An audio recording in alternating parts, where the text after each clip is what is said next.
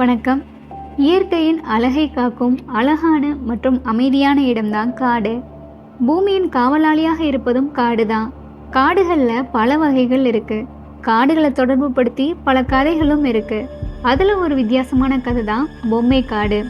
இந்த காட்டில் என்ன சிறப்புனா, இந்த காட்டில் உள்ள எல்லா மரத்துலையுமே ஒரு பொம்மைகள் தொங்க விடப்பட்டிருக்கு. இந்த காடு மெக்சிகோவின் தலைநகர்லேருந்து தெற்கு பக்கம் 17 மைல் தூரத்தில் இருக்கும் கோச்சிமில்கோ வளைகுடாவில் அமைஞ்சிருக்கு. பொதுவாக பொம்மைகள்னாலே அழகாக இருந்ததை நம்ம பார்த்துருப்போம். ஆனால் இந்த காட்டில் தொங்க விடப்பட்டிருக்கும் பொம்மைகள்லாம் அழுக்காகவும் அசிங்கமானதாகவும் இருக்குது. ஏன்னா இது பல ஆண்டுகளாக மழையிலையும் வெயிலையும் தொங்க விட்டுருக்கனால இது பயமுறுத்தக்கூடிய வகையில் தான் இந்த பொம்மைகள் மாறி போயிருக்கு. பயமுறுத்தும் பொம்மைகளுடன் தொங்கும் இந்த காடு பேய்காடு என்றும் அழைக்கப்படுது. எதுக்காக இந்த காடுகளில் உள்ள எல்லா மரத்துலையுமே இந்த பொம்மைகள் தொங்க விடப்பட்டிருக்கு, யார் இதெல்லாம் பண்ணுறாங்கன்னு கேட்டால், இந்த தீவுக்கு பக்கத்தில் வசிக்கக்கூடிய மக்கள் ஒரு கதையை சொல்கிறாங்க. 20ஆம் நூற்றாண்டின் நடுப்பகுதியில் டான் ஜூலியன் சந்தானா பரேரான்ற ஒருத்தர் தன்னோட மனைவி குழந்தையெல்லாம் விட்டுட்டு வந்து இந்த காட்டில் தனியாக வாழ ஆரம்பிக்கிறாரு. இவர் இங்கே வாழ்ந்துட்டு இருக்கும்போது ஒரு நாள் அந்த காட்டு பகுதியில் உள்ள கால்வாயில் ஒரு சின்ன பொண்ணோட உடல் மிதக்கிறத பார்க்குறாரு. அவர் அந்த பொண்ணை காப்பாற்ற நினச்சோம், எவ்வளவோ முயற்சி செய்தும் அவரால் காப்பாற்ற முடியல. அதுக்கப்புறம் அவர் தூங்கும் போதெல்லாம் இரவு நேரத்தில் அந்த பொண்ணோட அழுகை சத்தமும், எனக்கு என் பொம்மை வேணும், எனக்கு என் பொம்மை வேணுன்ற குரல் அவருக்கு கேட்குது.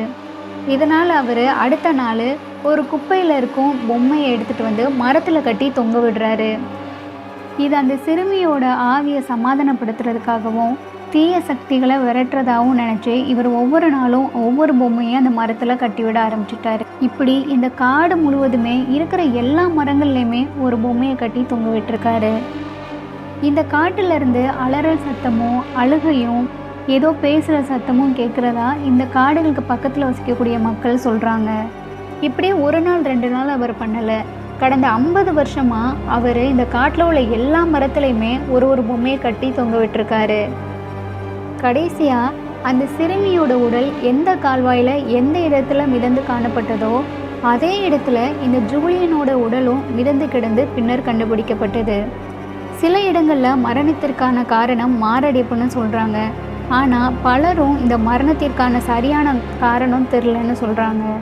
மரங்களின் உச்சியிலிருந்து நீண்ட காலமாக தொங்கிக் கொண்டிருக்கும் பொம்மைகளால் நிரம்பிய இந்த காடு இன்னும் பெரிய மர்மத்தின் சூழலாகவே இருக்குது. இந்த தீவில் இப்போது ஒரு சிறிய அருங்காட்சியகம் அமைச்சிருக்காங்க. இதை பார்க்குறதுக்காகவே டெய்லி சுற்றுலா பயணிகள் இங்கே வர்றாங்க.